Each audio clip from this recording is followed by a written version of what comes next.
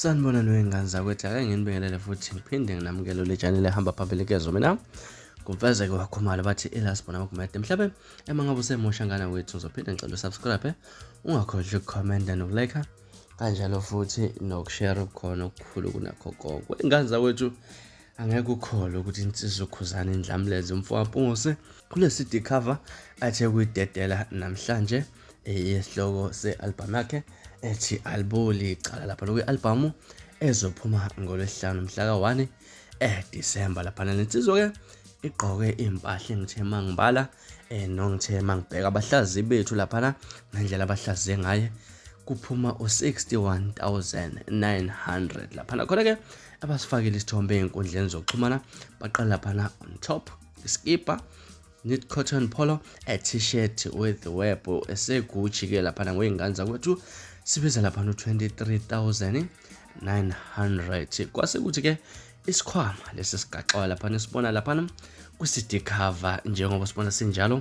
Gucci Ophedia GG shoulder bag lapha no-19,300 bese kuthi teki leli akaliphethe singazi ke akaligqokile kodwa aliphethe lingu-18,700 men's Rhythm Gucci la galera sneaker lapha kungu-18,700 wengane zakwethu ke emangabe ubheka lapha totally ithi 61,900 webafethu Khuzani mfethu imali engaka lena akwazi ukuthi ke ayifake for ukushoot i-CD cover lapha wengane zakwethu mangabe ubheka nje mhlawumbe ukuyimisela kwabeculi lapha nokuthi ke umuntu mangabe efuna ukuba muhle kangakanani ku-CD cover. Kodwa ke kuhlukene imibono lapha enkundleni zokuxhumana, abanye bathi impela kungasikho isidingo sokugqoka impahla ezibizayo lapha nokwakho kumele akwenze ukuthi abuyisele emphakathini kunokuthi ke avandalize imali ngendlela ke enza ngayo. Mina ngaza ukuthi angazi ukuthi wena mhlawumbe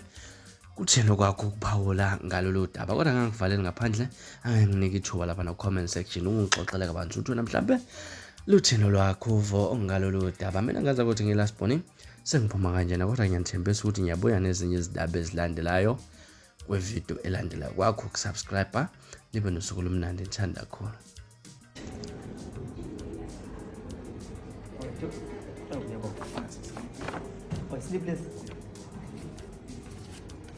Ngihlale ngiyibona le nto sleep sokuthi ngibhalele incwadi.